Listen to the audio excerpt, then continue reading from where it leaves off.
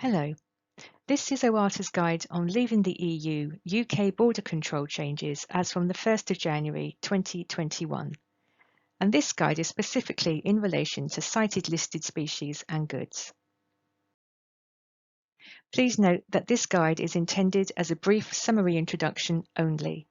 For full and detailed information on the UK's border operating model with the EU, the full document is available using this link here.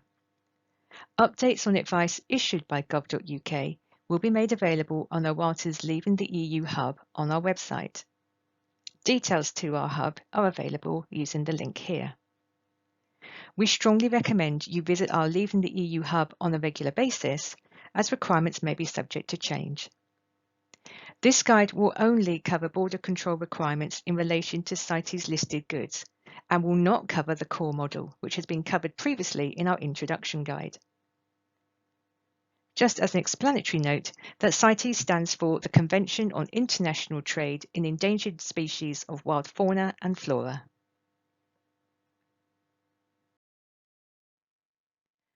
On the 1st of January 2021, the UK's transition period ends, ending the free movement of goods between the UK and the EU.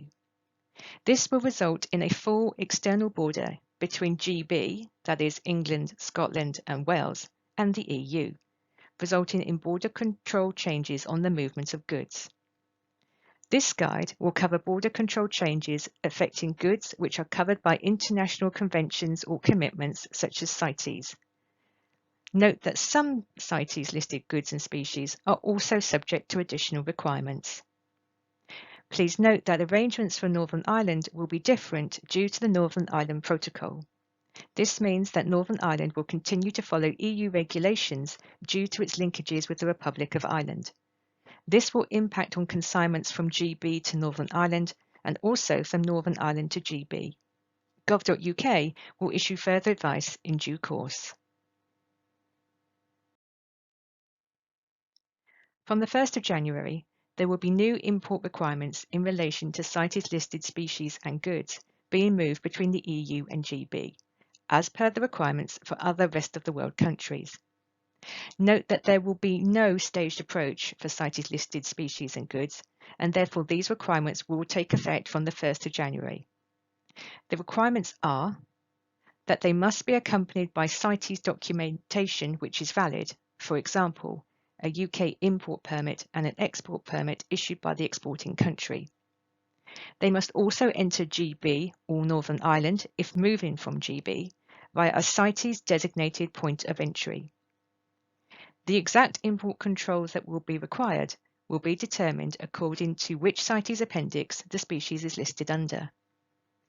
To check whether the species you wish to import and/or export is CITES listed, you can check using the Species Plus website, details of which are given here. Further advice on CITES import and export permits is available via gov.uk using the link provided here. CITES permit applications are processed by the UK's Animal and Plant Health Agency, the APHA. Although most applications will be processed within 15 working days, please be aware that they could take up to 30 working days.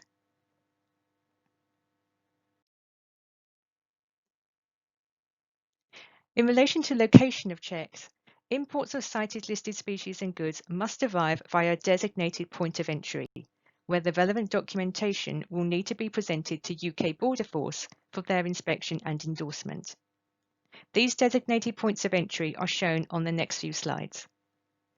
Moving or importing CITES listed species or goods without a valid permit or certificate will have associated criminal offences, for example, an unlimited fine, a prison sentence of up to 7 years, or both. Imports of CITES listed live animals, plants, or animal products may also be subject to additional sanitary and phytosanitary controls and additional requirements. They may also be restricted to enter and/or exit via certain border control posts for live animals, as listed using the link here. Note that exports from GB to EU will be subject to these same requirements as are for imports. Please also note that further points of entry may be designated for CITES listed species and goods in the future. CITES designated points of entry, airports. The following 14 airports are UK CITES points of entry, but you must check that they are suitable to process the CITES listed species or goods that you are importing or exporting. The airports are Belfast International, Birmingham International, Bristol International, Cardiff International, East Midlands, Edinburgh, Gatwick, Glasgow International, Glasgow Prestwick, London Heathrow, London Luton, London Stansted, Manchester, and Southampton International. CITES designated points of entry, ports. The following 13 ports are UK CITES points of entry. Again, you must check that they are suitable to process the CITES listed species or goods that you are importing and or exporting. These ports are Belfast Seaport, the Port of Dover, Western Docks, Eurotunnel, Ashford Waterbrook International Truck Stop, Felixstowe, Harwich International, Holyhead, Liverpool Seaforth Container Terminal, London Gateway, Plymouth, Poole, Portsmouth International Port, Southampton ABP, and Tilbury.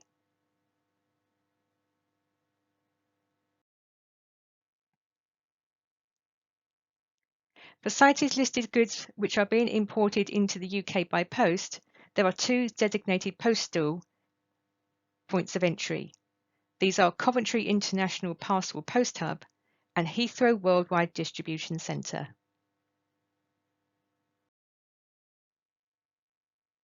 This process map here is taken from the UK border operating model and shows the border process for CITES listed species and goods from the EU, as will take place from the 1st of January.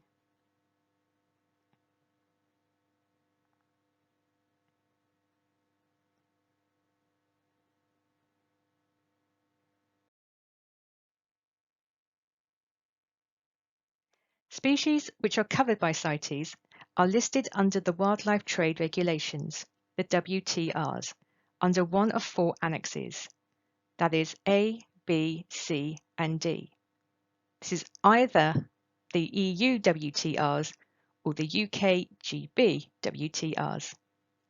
From the 1st of January, species which are listed in Annexes B to D will no longer be able to freely move between the UK, that is GB, and the EU, and those in Annex A will be subject to stricter controls.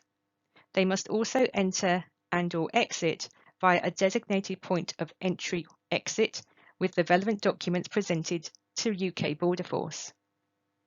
For species in Annex A and B, imports into the UK, that is GB, from the EU must be accompanied by an export or re-export permit from the EU member state and an import permit issued by the UK Animal and Plant Health Agency. Exports must be accompanied by an export permit from the UK APHA and will require an import permit from the EU member state. Species which are in Annex C will require an export permit from the relevant management authority in the EU or GB and an import notification on entry to the GB or to the EU.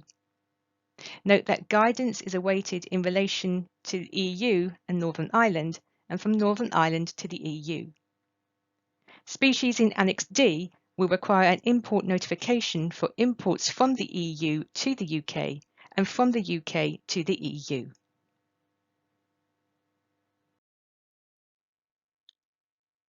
In relation to exports, what changes will apply?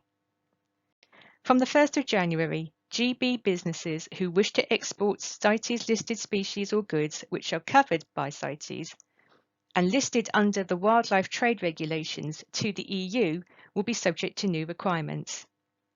Exports of CITES listed species, their parts or derivatives will be required to be accompanied by valid CITES documentation, that is, an export permit issued by GB and an import permit from the exporting country. They must also leave GB via a designated point of entry. Please note that the UK Management Authority, that is the UK Animal and Plant Health Agency, the APHA, will be issuing GB and Northern Ireland permits.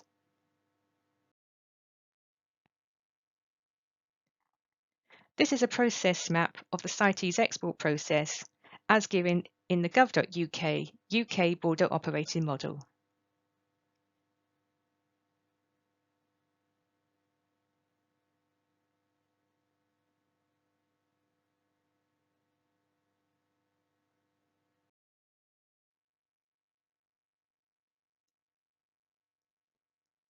For further information and for a full and detailed guide on the UK's border operating model with the EU, the full document is available here.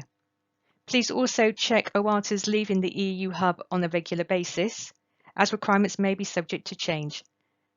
As and when we become aware of these changes, we will list these on our website on Leaving the EU hub. You may also wish to see our other guides that we have produced in relation to an introduction to the border control requirements, a guide to aquatic plants, and the guide in relation to ornamental aquatic animals. Please remember that OATA is here for you. If you need any further advice or if we can help you in any way, please do contact us either via email on info@ornamentalfish.org or by telephone on 01373 301 353. And again, we've produced a number of other video guides to help with the border operating requirements as from the 1st of January. And these are available in relation to an introduction to the product changes, aquatic plants, and ornamental aquatic animals.